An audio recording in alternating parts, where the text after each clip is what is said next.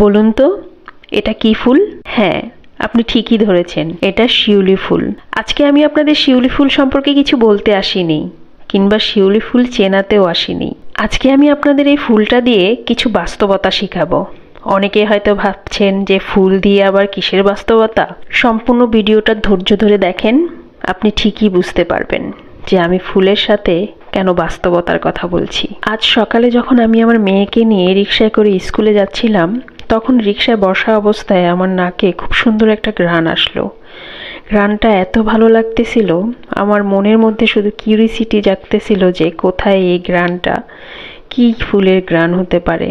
আমি মিলাতে পারতেছিলাম না, কারণ বেশ অনেক দিন হলো আমি শিউলি ফুল দেখি না, তাই শিউলি ফুলের ঘ্রাণটা ভুলে গিয়েছি। তাই মাথায় আর কাজ করতেছিল না যে কোন ফুলের ঘ্রাণ হতে পারে। বারবার মনে হচ্ছিল হাসনাহেনা, কিন্তু হাসনাহেনার ঘ্রাণটা তো এমন না।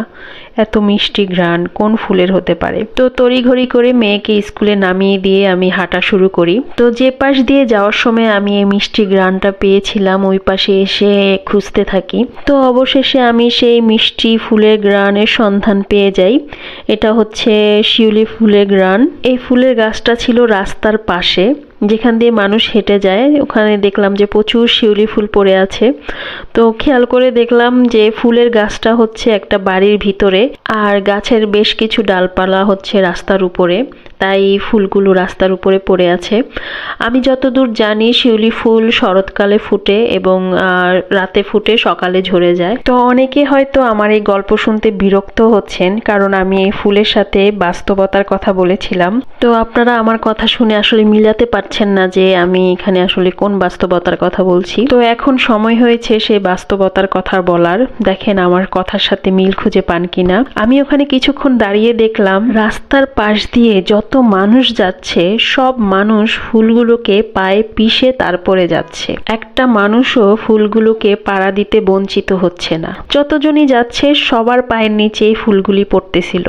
তখন আমি কিছুক্ষণ দাঁড়িয়ে চিন্তা করলাম, যখন আমাদের কোনো জিনিসের খুব প্রয়োজন হয়, তখন সেটা যেখানেই থাকুক না কেন আমরা খুব যত্ন করে হাতে তুলে নিই। আর যখন সেই জিনিসটার প্রয়োজন থাকে না, তখন তাকে পা দিয়ে পিষে ফেলতেও দ্বিধাবোধ করি না। শুধু এখানেই শেষ না, যখন আমাদের কোনো জিনিসের প্রয়োজন ফুরিয়ে যায়, তখন আমরা তাকে যেখানে সেখানে ফেলে দিতেও এতটুকু মায়া দেখাই না। আসলে এটাই বাস্তবতা, আর এটাই বাস্তব। প্রয়োজন হলে সবাই তোমাকে মাথায় তুলে নাচবে, আর যখন প্রয়োজন থাকবে না, তখন মাথা থেকে আছাড় দিয়ে নিচে ফেলে দিবে। আর যখন তার কাছে তোমার প্রয়োজন ফুরিয়ে যাবে, তোমাকে একা করে সে চলে যাবে। তাই এখন থেকে কারো প্রয়োজন হয়েও না, প্রিয়জন হওয়ার চেষ্টা করো।